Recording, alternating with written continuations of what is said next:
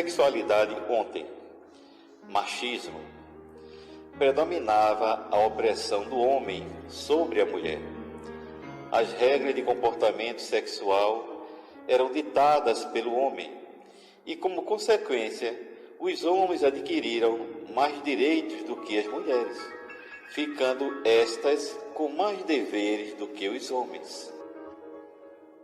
Havia uma intuição da necessidade de uma autodisciplina sexual, a qual, para funcionar com perfeição, precisaria ser cumprida por ambos os gêneros sexuais.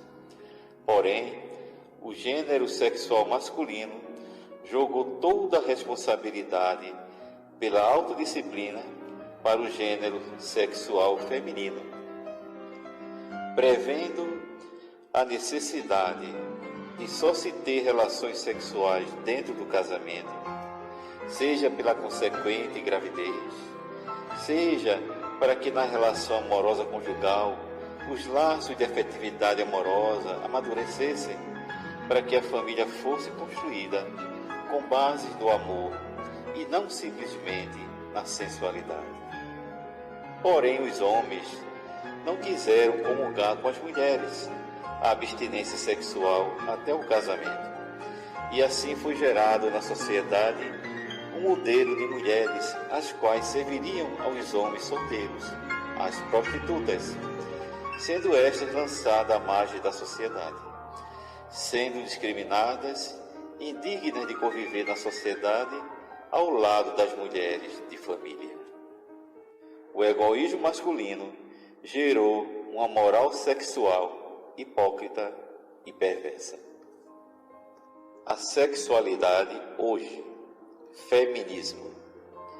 No primeiro momento do feminismo, as mulheres lutaram por direitos iguais aos dos homens. Queriam votar, trabalhar, não ser submissa aos homens, etc. Uma das lutas das feministas para se libertarem da opressão masculina foi não legalizar o aborto. O aborto era considerado um meio de opressão do homem contra a mulher, pois facilitava aos homens abusarem sexualmente das mulheres, sem que tivesse de assumir qualquer compromisso, mesmo que ela engravidasse, os livrando de assumir a paternidade de seu filho. As feministas da primeira onda. A primeira onda do feminismo teve começo no início do ano de 1848, quando Elizabeth Station e Lucretia Mott realizaram reuniões com pautas feministas. As duas principais pautas foram luta pelo voto feminino e ingresso da mulher no mercado de trabalho. A ativista social e abolicionista Elizabeth Cady Stanton, 1815 a 1902, é considerada por muitos como fundadora do movimento pelos direitos das mulheres. Também culpou os homens pelo aborto, dizendo que isso era um sintoma de opressão à mulher, no lugar de ser um empoderamento. Num artigo de jornal, ela maldisse o assassinato de crianças, tanto antes como depois do nascimento, dizendo: nós acreditamos que a causa de todos esses abusos se inicia na degradação da mulher. Em outros lugares escreveu: estamos vivendo hoje sob uma dinastia da força. O elemento masculino está em todos os lugares dominando o feminino e esmagando as mulheres e crianças sob seus pés. Deixem a mulher afirmar-se em toda sua pureza nativa, dignidade e força, e acabe com esse sofrimento atacando e assassinando crianças indefesas.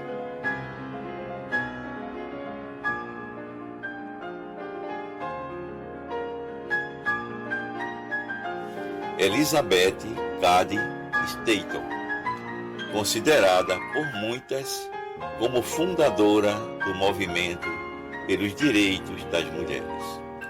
E ela mesma foi mãe de 7 filhos. Elizabeth Stanton foi clara na sua posição sobre o aborto como forma de infanticídio. Portanto, rejeitava isso totalmente. Susan Anthony. Como Stanton, Susan Anthony via o aborto como uma consequência da opressão sofrida pelas mulheres, e não como uma ferramenta de empoderamento. Em seu famoso discurso de 1975, Pureza Social, denuncia o aborto, ao lado do adultério, estupro, infanticídio, todos como exemplos dos sintomas dos maus tratos às mulheres pelos homens. Mary Wollstonecraft, romancista e filósofa, e mãe de Mary Shelley, autora de Frankenstein. Mary também via o aborto como uma consequência dos maus tratos às mulheres. Sarah Norton. Sarah Norton foi uma sufragista que pressionou com sucesso, juntamente com Susan Anthony, para a Universidade Cornell começar a admitir mulheres como estudantes. Elas também foram contra o aborto. Doutora Elizabeth Blackwell. Doutora Elizabeth Blackwell foi a primeira mulher nos Estados Unidos a receber um diploma de medicina de uma escola médica americana. Ela também foi fortemente contra o aborto. Depois, o feminismo não lutava mais apenas pela igualdade de direitos entre mulheres e homens, mas também lutava para adquirir os mesmos defeitos e cometer os erros e vícios do comportamento masculino. Em vez de combater a legalização do aborto, as feministas passaram a lutar pela sua legalização. Não havia mais motivos para a mulher se sentir abusada sexualmente pelos homens, pois elas passaram também a abusar sexualmente dos homens. Se tornou um abuso sexual mútuo e consensual, onde o homem e a mulher se permitiam ser abusados, ser usados como simples objeto de prazer do outro. O sexo se desvinculou do amor, da afetividade e do sentimento de família para se tornar um jogo de busca pelo prazer. Com o advento da Revolução Sexual da década de 1960, a sexualidade foi banalizada, onde a relação amorosa de um casal passou a transformar o parceiro em simples objeto sexual. O grande pedagogo Paulo Freire disse que o oprimido quer deixar de ser oprimido para ser opressor. Porém, o correto seria o oprimido fazer o opressor descer até ele, para que ambos subissem juntos.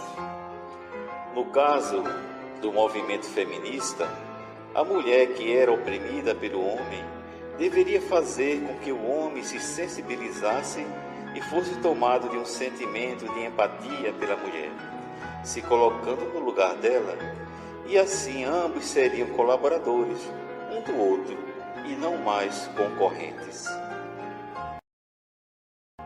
A sexualidade amanhã, a síntese, seria a proposta de Paulo Freire sobre a conduta do oprimido perante o seu opressor.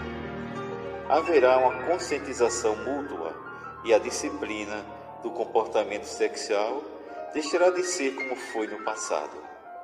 Um compromisso só da mulher, pois o homem também assumirá esse compromisso e o comportamento sexual humano se guiará por um novo paradigma, onde o ato sexual será uma manifestação de amor, compromisso e responsabilidade, voltando a recuperar o encanto perdido e o seu valor maior. Vejamos agora sexualidade e espiritualidade.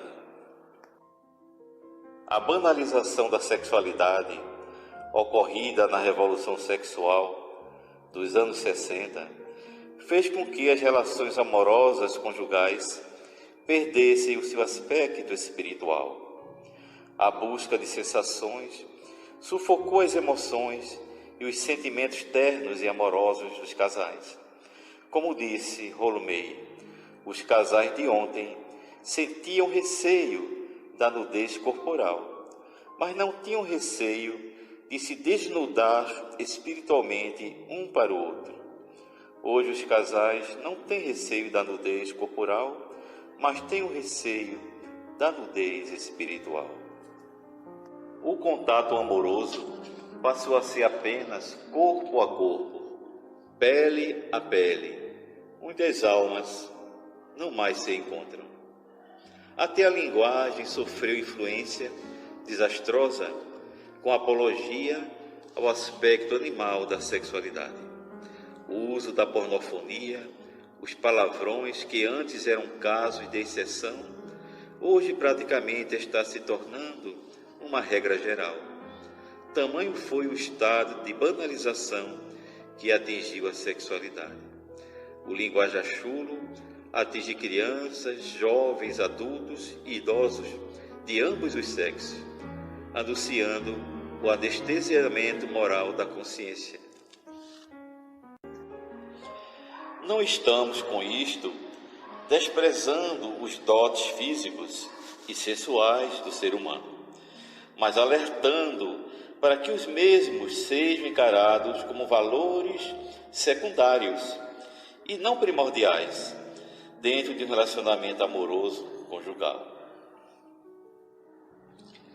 Na canção, a visão da mulher como objeto sexual é apresentada com naturalidade, do mesmo modo como acontece na vida prática, onde os relacionamentos amorosos começam pelo ato sexual, não somente antes do casamento, mas também antes do namoro, do ficar.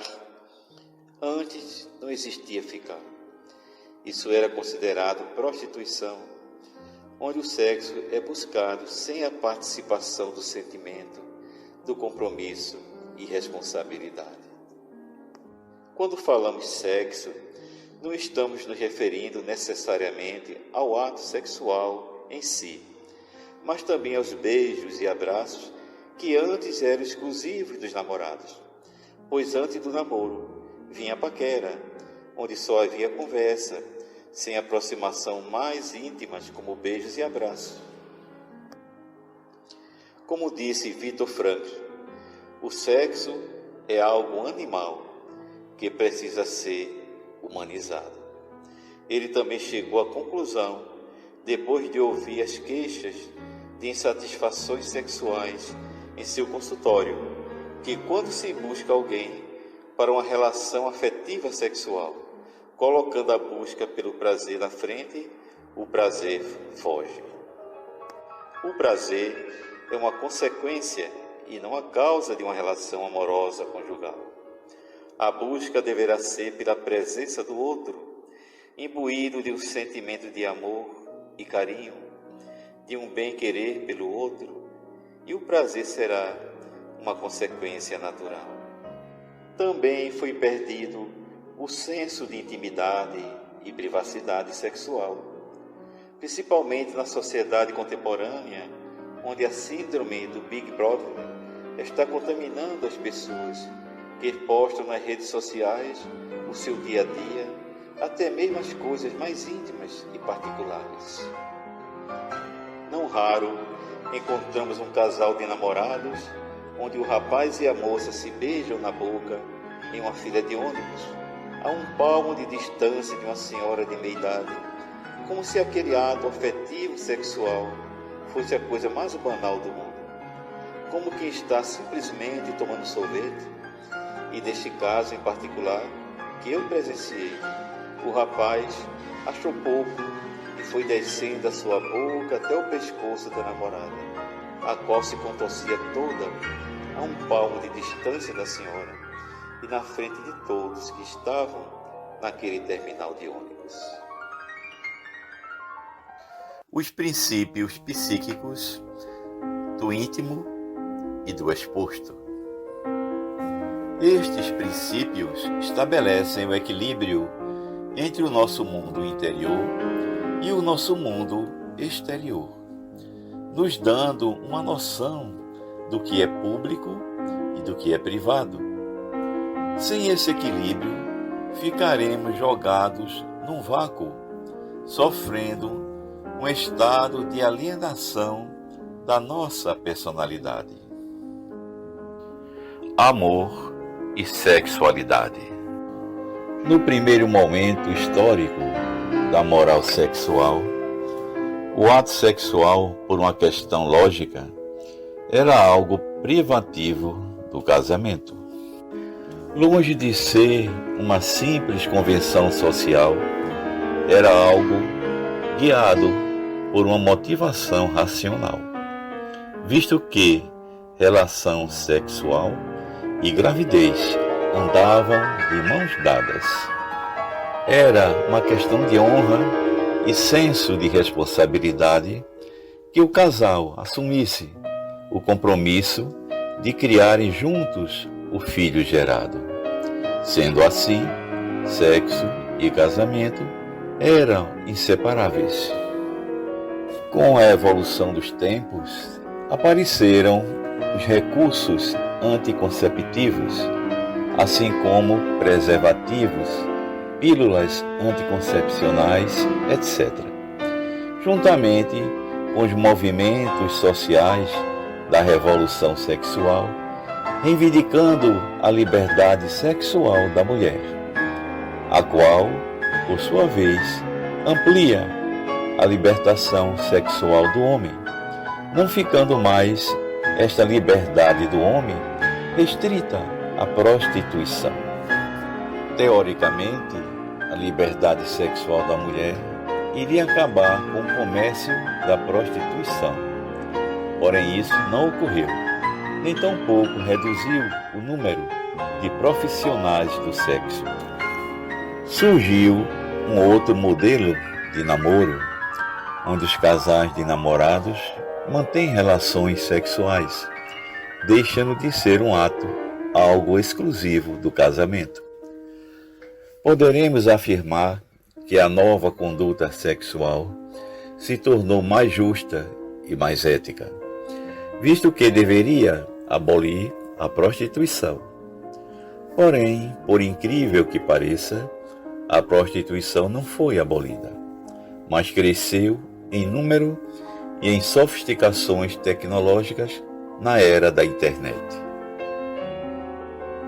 De início, idealmente, o sexo entre namorados seria fruto de um amadurecimento da relação, onde já existiria um vínculo afetivo fortalecido, com a intenção de estender o relacionamento sexo-afetivo até as portas de um casamento, no intuito de constituir uma família.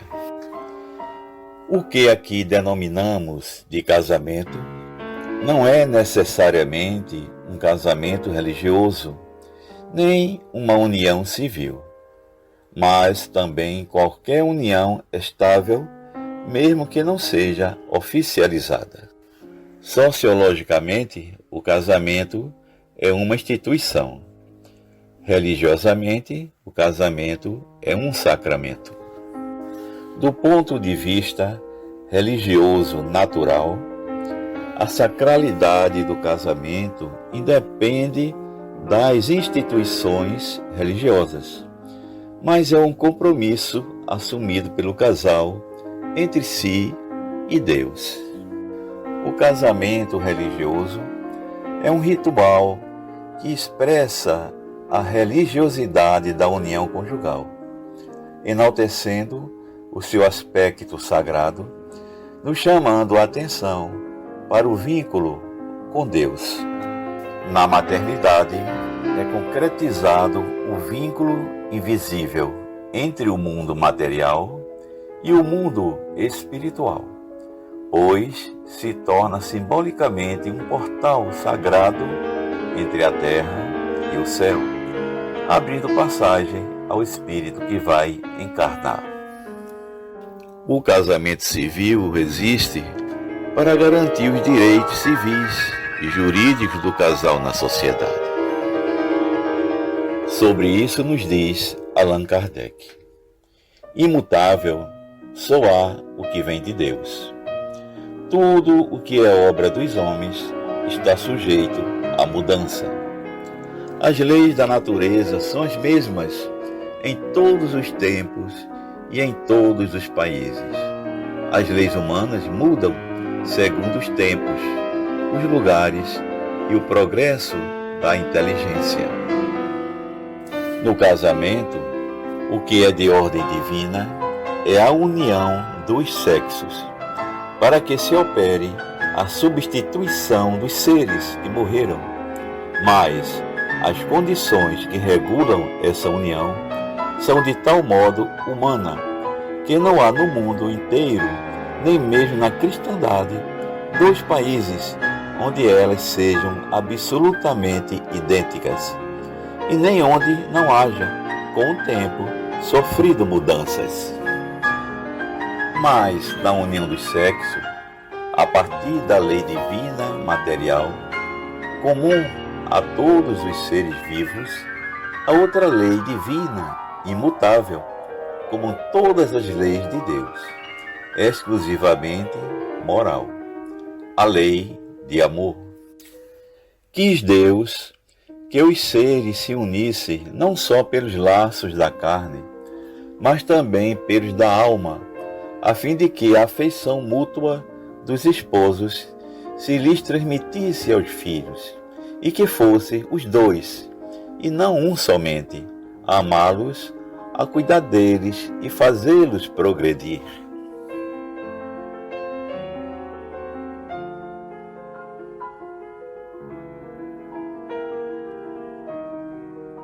Porém, a ânsia descontrolada pela liberdade sexual chegou a atitudes extremistas, desconsiderando todos os valores éticos, todos os princípios morais mais sagrados, transformando os indivíduos em simples objetos de prazeres carnais.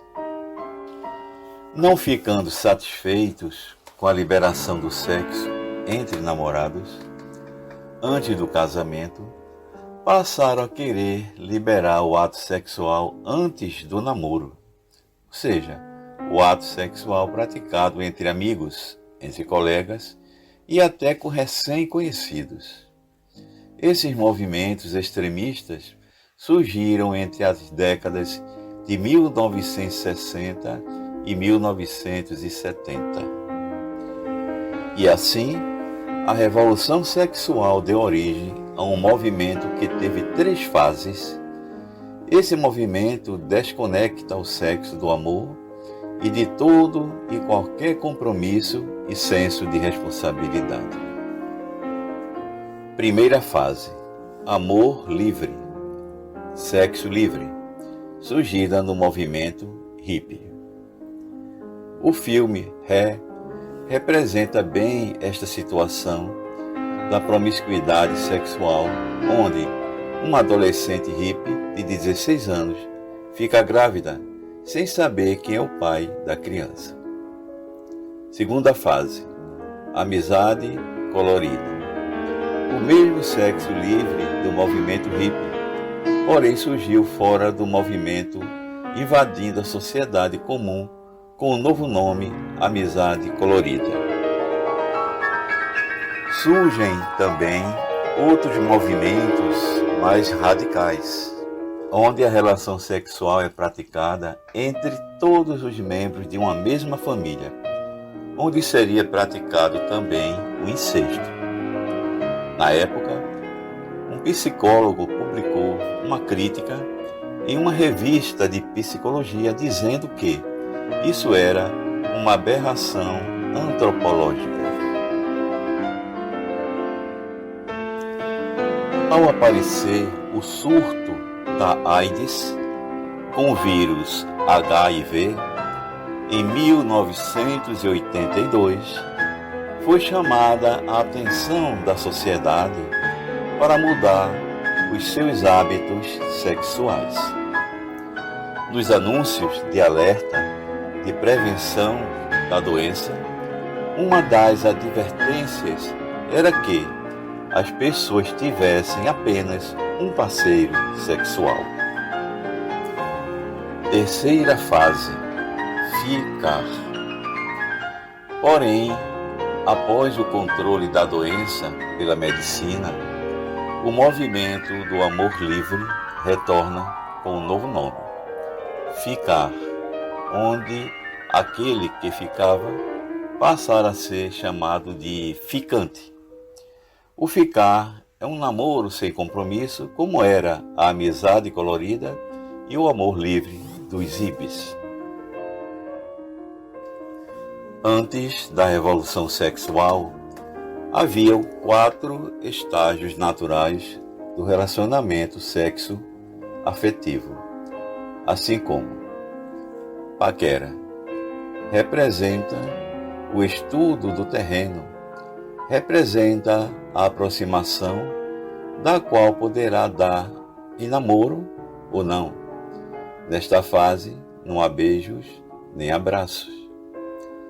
Namoro sinaliza o início de uma relação sexo-afetiva, onde o casal começa a se conhecer melhor, intimamente, quando sinaliza um momento propício da relação, surge o primeiro beijo, o qual é sentido pelo casal como uma grande conquista do casal, do ritual de aproximação sexo-afetiva.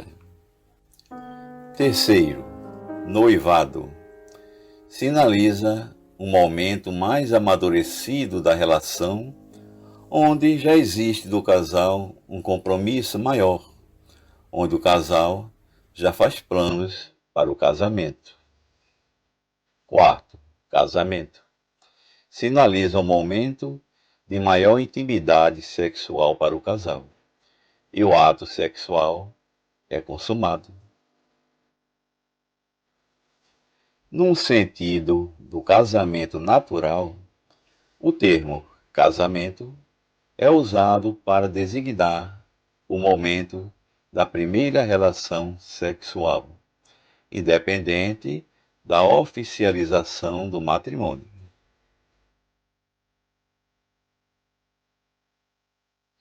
Consequências do sexo irresponsável.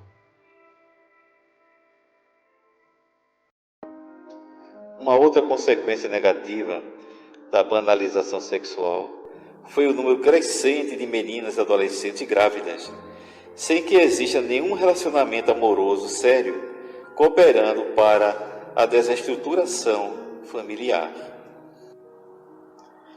Devemos isto à mudança de visão sobre a relação sexual.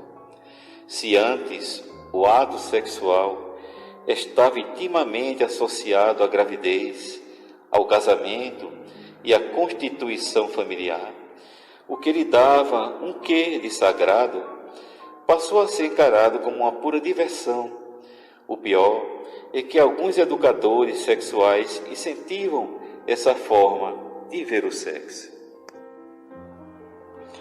A autora de um livro sobre sexualidade defende em seu livro a ideia de que o ato sexual é uma diversão e o prazer sexual é igual a qualquer outro tipo de prazer, como quem vai a uma festa, a um teatro, cinema, um parque de diversão, etc. Nesse caso, as pessoas não deveriam ter nenhum pudor de conversar nos seus círculos de amizade sobre o prazer sexual que desfrutou com seu parceiro. é um convite à banalização. Uma outra educadora fala na TV sobre sexualidade na adolescência, dizendo que o ato sexual é apenas uma necessidade fisiológica, como é comer, beber água, defecar e urinar.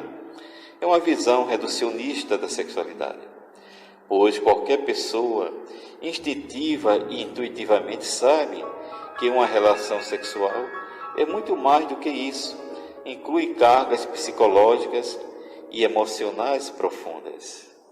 Temos encontrado um conflito existente entre sexualidade e espiritualidade, assim como também encontramos um conflito existente entre sexo e religião.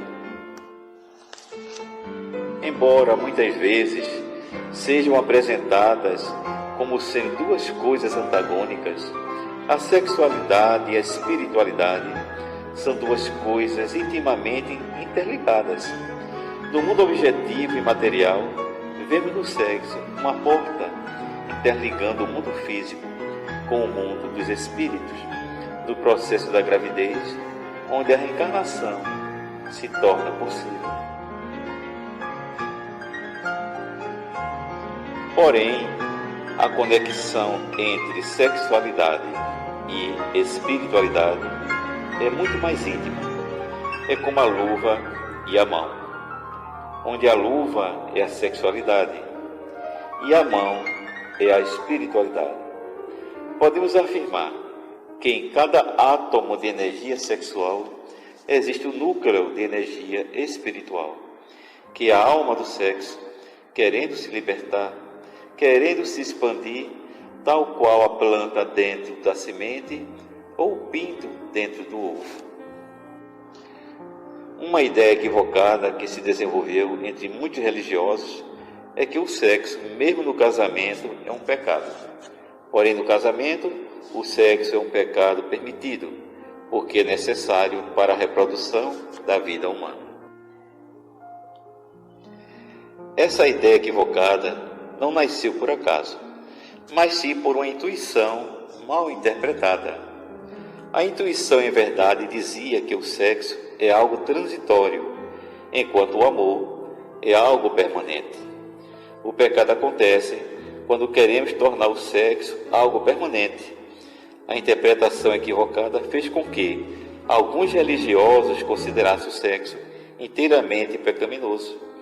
Que o termo pecado utilizado aqui seja entendido como equívoco e não como algo proibido.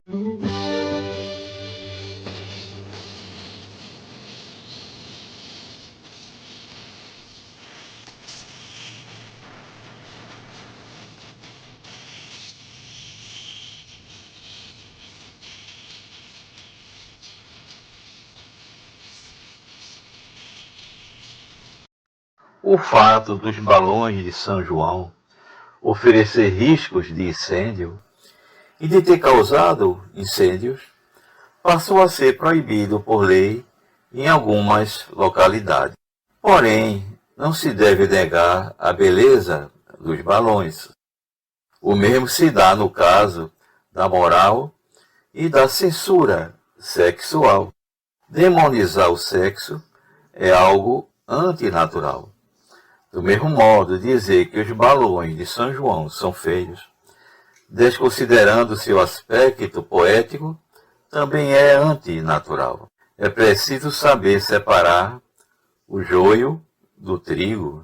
O sexo é algo bom e belo, porém se torna ruim e feio quando viola as regras da boa conduta moral e espiritual, transgredindo a ética, os valores humanos saudáveis. Sexualidade e religiosidade.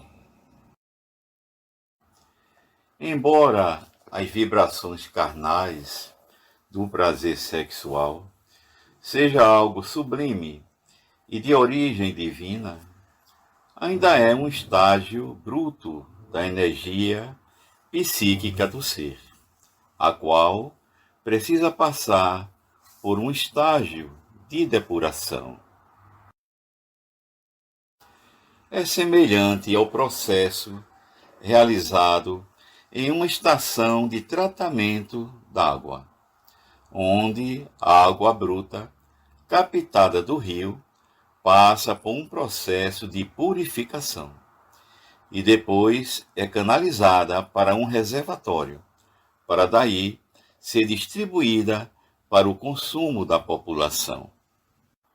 E também se assemelha ao processo de transformação da seiva bruta em seiva elaborada na fotossíntese das plantas, realizando a síntese de compostos orgânicos. As raízes da planta absorvem a seiva bruta, contendo água, sais minerais e outras substâncias inorgânicas.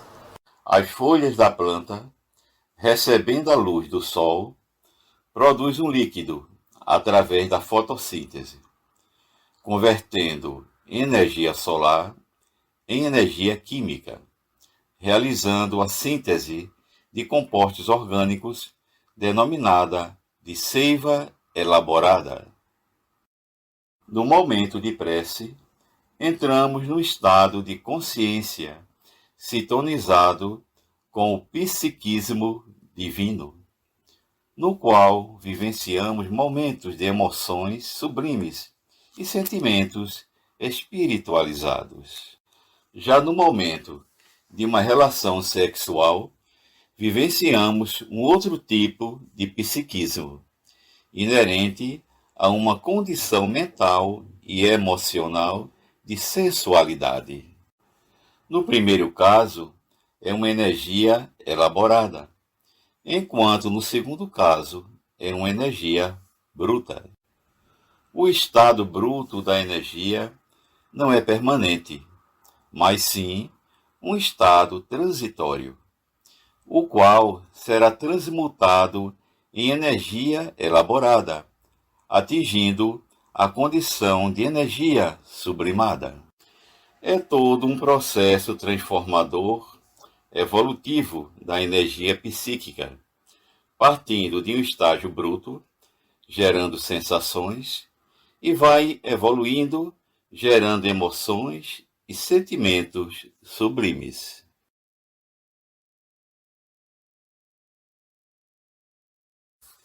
Os chakras, ou centros de forças. Chakras são centros de forças existentes na superfície do corpo vital ou etérico.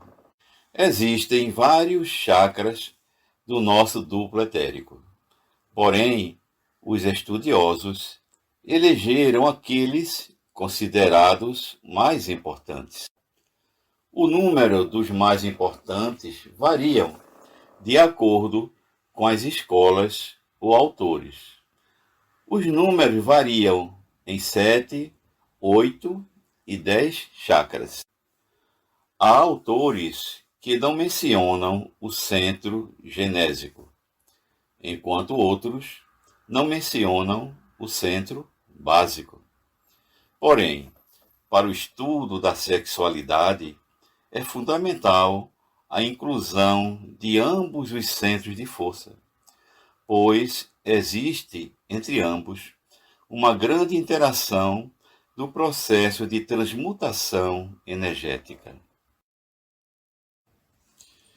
Consideramos aqui os seguintes 8 chakras. Primeiro, coronário. Segundo, frontal. Terceiro, laríngeo. Quarto, cardíaco. Quinto, gástrico. Sexto, esplênico. Sétimo, genésico. E oitavo, básico. Os fluxos descendente e ascendente de energia.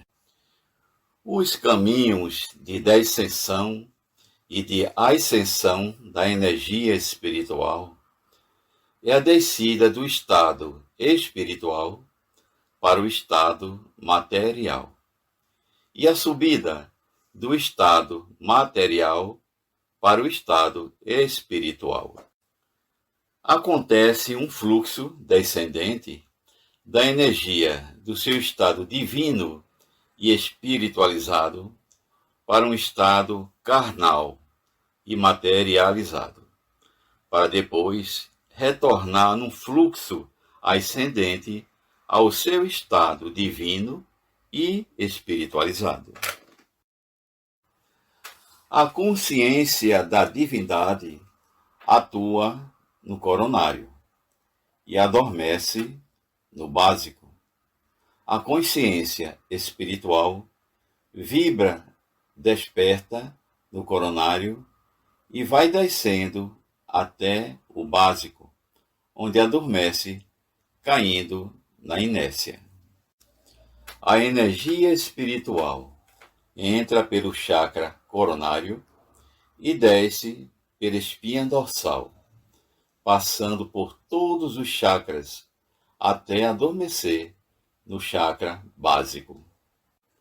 A energia adormecida no centro básico desperta ao entrar em interação com o centro genésico, gerando energia sexual, a qual irá realizar o caminho de volta ao chakra coronário.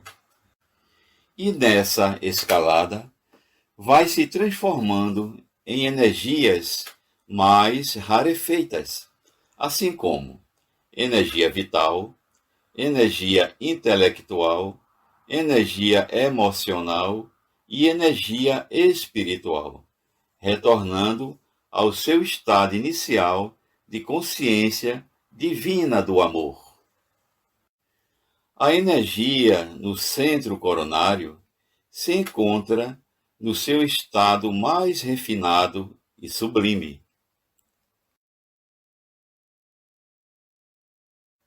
À medida que vai descendo pela espinha dorsal e pelos chakras, ela vai se condensando até atingir o estágio mais baixo de condensação no chakra básico. Em seguida, vai se descondensando no chakra genésico e vai subindo, se transmutando. Vai subindo, subindo, subindo, subindo, subindo, se sublimando, voltando ao chakra coronário. Energia espiritual, energia vital, energia sexual. A energia espiritual se manifesta no topo de nossa cabeça, através do centro de força coronário. A energia espiritual passa por um processo de materialização e animalização, se transformando em energia vital e em energia sexual. Para tanto, a energia espiritual, manifestada no topo da cabeça, do centro coronário, vai descendo pelos demais centros e vai seguindo a partir da região da nuca, pela espinha dorsal, até atingir o final da coluna vertebral do cóccix, entrando em estado de repouso no centro de força básico. No chakra básico, a energia adormecida se torna uma energia básica. Isso porque ela será responsável pelo processo de redistribuição energética para todo o corpo. A princípio e continuamente, a energia básica vai se despertando do contato com o centro genésico, produzindo energias para vitalizar o corpo, mas também essa interação entre ambos os centros de forças produz a energia sexual, provocando sensações genitais, gerando excitações sexuais. Por sua vez, a energia sexual se transforma em energia emocional amorosa e em energia espiritual. Na condição de energia emocional amorosa, a mesma se expande, nos envolvendo numa aura rósea, onde passamos a enxergar interiormente a vida cor-de-rosa, nos deixando no estado d'alma de leveza e de doce encantamento. É muito comum este fenômeno acontecer entre os casais apaixonados. Porém, este fenômeno não acontece unicamente no âmbito sensual, mas também acontece no amor maternal, no amor fraternal e também na devoção religiosa, no amor a Deus e aos bons espíritos. A energia sexual é composta de uma grande dosagem de energia vital, a qual se concentra no chakra genésico. Para tanto, acontece um movimento de fluxo e refluxo energético entre ambos os centros de forças, salientando que o centro genésico estimula os genitais, enquanto o centro básico estimula o ânus. Esse estímulo energético também é responsável pelo ato de defecar, pois essa energia estimula o intestino grosso para provocar a expulsão das fezes. Nos animais mais primitivos, na cadeia da evolução das espécies, o chakra básico e genésico praticamente se fundem em um só, fazendo com que os órgãos sexuais se localizem no ânus. Esses animais estão na fase anal da evolução sexual das espécies. Nesta fase evolutiva se encontram os répteis e as aves. Nestes animais, as fezes são expulsas juntamente com a urina. As fases evolutivas da sexualidade animal estão associadas à evolução espiritual do ser, visto que os animais caminham na estrada evolutiva rumo ao estado de hominização. Portanto, a evolução sexual se dá em comunhão com a evolução da consciência. No desenvolvimento do corpo humano, no útero materno, o espírito que se ligou ao seu corpo desde o momento da concepção, dando origem ao embrião, passa ele por um estado de consciência temporário de regressão ao seu estágio primitivo na evolução animal. E a partir do estado de embrião, a consciência do espírito revive durante o tempo de gestação toda a evolução sexual das espécies, a partir da vida animal unicelular. Freud descreveu a evolução sexual infantil a partir do nascimento, porém, a evolução sexual humana começa desde o estado embrionário no útero materno. Porém, este assunto será apresentado em outro trabalho mais específico. Aspectos espirituais do sexo. Daí um paradoxo que se tornou compreendido quando consideramos o aspecto espiritual do sexo.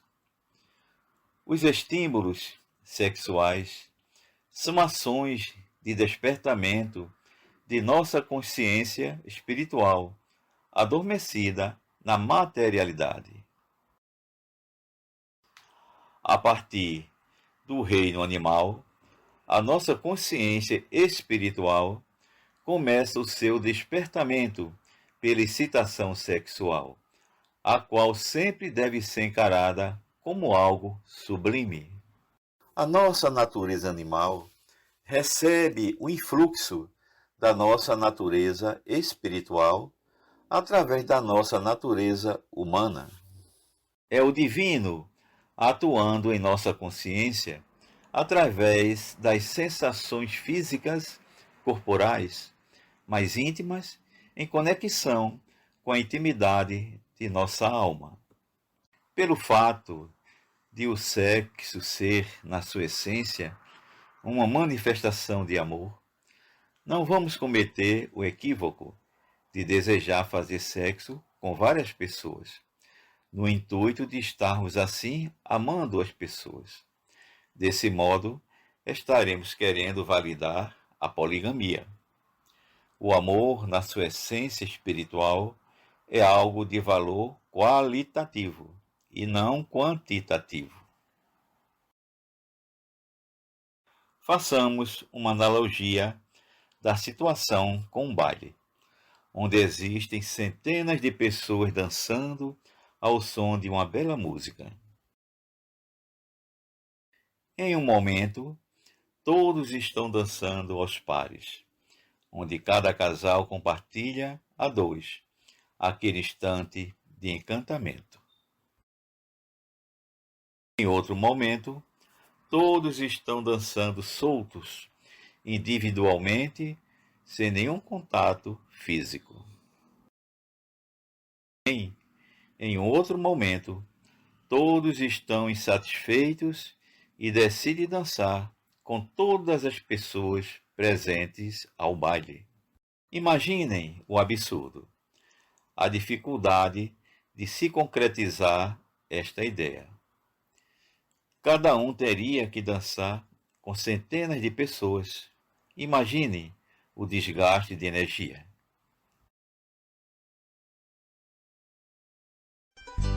No primeiro momento, onde os pares dançam abraçados, representa o amor conjugal.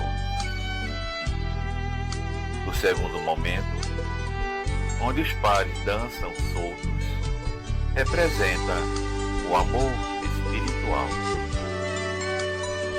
No terceiro caso, quando insatisfeitos decidem dançar com todos, representa a poligamia,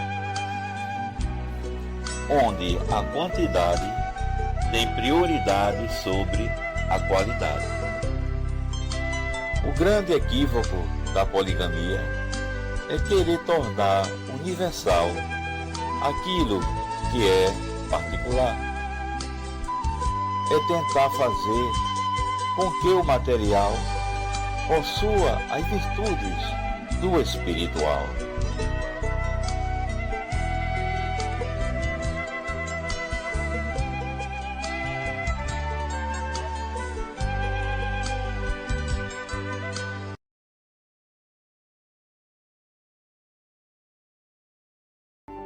Orientação sexual é o que se costumava chamar de preferência sexual ou opção sexual. Porém, o psicólogo John Money, nos anos 60, mudou para orientação sexual.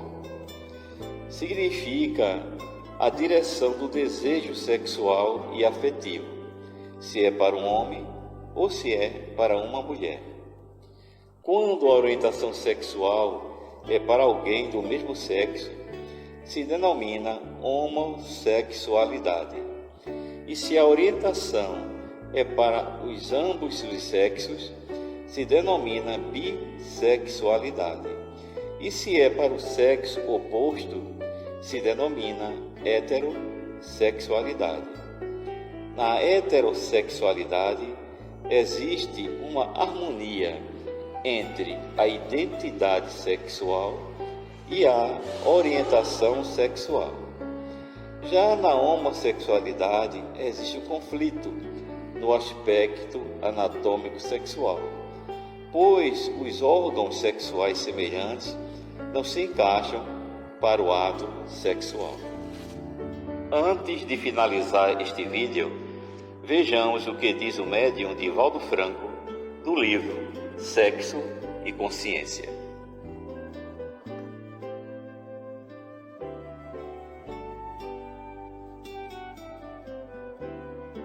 Espiritismo não estabelece normas de comportamento para os outros, uma vez que o seu corpo de princípios não condena as escolhas individuais de qualquer natureza. Seu papel não é proibir, é orientar, explicitar aspectos novos de determinado problema e apresentar sugestões que podem facilitar a caminhada do ser no rumo da felicidade, pois cada um responde pelo comportamento que decide adotar. Seria ideal que o espírito reencarnado conseguisse adaptar-se plenamente ao corpo físico que lhe serve de instrumento, pois que desta forma a sua postura psicológica estaria em sintonia com os hormônios que o corpo produz. Porém, se o indivíduo está em curso em uma experiência evolutiva na qual se vê inclinado ao comportamento homossexual, percebendo que a heterossexualidade é uma proposta inteiramente inviável para a sua realidade íntima, seria preferível que optasse pela abstinência, canalizando as suas energias para objetivos nobres. Contudo, quando consideramos o princípio do livre-arbítrio à luz da doutrina espírita, concluímos que o indivíduo tem direito de eleger o comportamento que iria prover, pela forma de relacionamento que lhe dê equilíbrio afetivo. Se a sua opção é amar um parceiro do mesmo sexo, assumindo a responsabilidade de um relacionamento íntimo com este ser que lhe corresponde, é um direito que lhe assiste, credor do nosso maior respeito.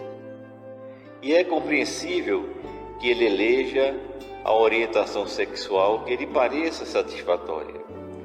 Por uma questão de intolerância, preconceitos ou imposição religiosa, não devemos chegar ao absurdo de impor ao nosso irmão de caminhada evolutiva que ele permaneça atormentado com os seus sentimentos e chegue às raias do suicídio, como ocorreu em diversas oportunidades na história da humanidade, e ainda ocorre porque lhe negamos o direito de experimentar o afeto. A esse respeito, gostaríamos de apresentar uma sugestão fraterna àquele que transita pela experiência da homossexualidade. Se você deseja realmente uma vida feliz, não se deve expor a uma conduta sexual perturbadora. Aliás, a sugestão é extensiva a todos os indivíduos em qualquer situação de polaridade sexual. Exercendo-a ou não, trabalhe-se para prevenir qualquer tipo de transtorno psicológico e canalize as suas forças para ser feliz. Se você encontrar um parceiro do mesmo sexo que o seu, masculino ou feminino, ame-o, mas ame-o com naturalidade. Compraza-se. Se não tiver oportunidade de uma vida mais íntima, ame-o mesmo assim, pois o amor, na acepção profunda da palavra, não exige nada em troca. No caso da bissexualidade, deparamos-nos com um fenômeno que merece uma análise mais criteriosa. Esse comportamento passou a ser um fenômeno de grande divulgação quando ocorreu a revolução sexual dos anos 1960-70. A música alucinante, as drogas e os comportamentos rebeldes deram curso a experimentações em busca de prazer desvinculados dos sentimentos. Aqueles espíritos que estavam reencarnados em corpos jovens traziam do passado terríveis vícios sexuais que os induziram a manter relações sexuais promíscuas, tanto com pessoas do mesmo sexo, quanto com indivíduos do sexo oposto. Portanto, a mente que experimenta transtornos sexuais profundos, insatisfação, quase sempre responde pelo comportamento bissexual, com as compreensíveis exceções.